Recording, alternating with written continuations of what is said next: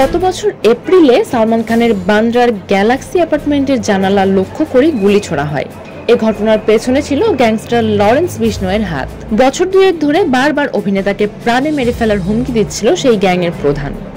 এরপর থেকেই বাড়ানো হয় সালমানের নিরাপত্তা।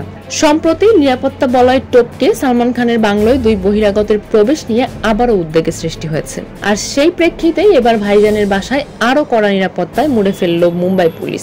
গত সোমবার এবং মঙ্গলবার পরপর 2 দিন সালমান খানের বাড়িতে ঢোকার চেষ্টা করেন দুই অনুপ্রবেশকারী। প্রথম ঘটনা গত সোমবারের। সেদিন এক নারী ভক্ত কাক ভরে ভাইজানের বাড়িতে ঢুকে পড়েন। 32 বছরের সেই নারীর নাম ঈশা ছাবরা।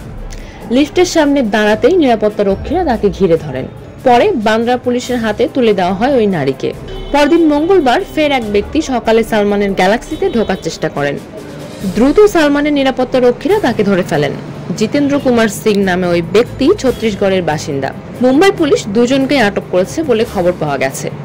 এর প্রেক্ষিতে জানা গেল সালমান খানের বাংলোয় প্রবেশ করার জন্য কড়া নিয়ম জারি করতে চলেছে পুলিশ। বলিউড সূত্রে খবর পাওয়া গেছে এখন থেকে ভাইজানের বান্দ্রার গ্যালাক্সি অ্যাপার্টমেন্টে ঢুকতে পরিচয়পত্র দেখাতে হবে। এই নিয়ম বলিউড তারকাদের জন্য প্রযোজ্য। আইডি কার্ড না দেখালে অতিথিদের বাংলোয় প্রবেশ করতে দেওয়া হবে না। সোম ও মঙ্গলবারের ঘটনার পর মুম্বাই পুলিশ এই সিদ্ধান্ত নিয়েছে। পুলিশ সূত্রে জানা গেছে একজন অভিনেতাকে বারবার হুমকি দেওয়া হচ্ছে এবং যে কেউ সহজেই বাংলায় ঢুকে পড়ছে এমন পরিস্থিতি নিয়ন্ত্রণে প্রবেশে কড়াকড়ি আরোপ করা হয়েছে। যেহেতু এটি একটি প্রাইভেট বিল্ডিং তাই সব অতিথির পরিচয় যাচাই করা কঠিন।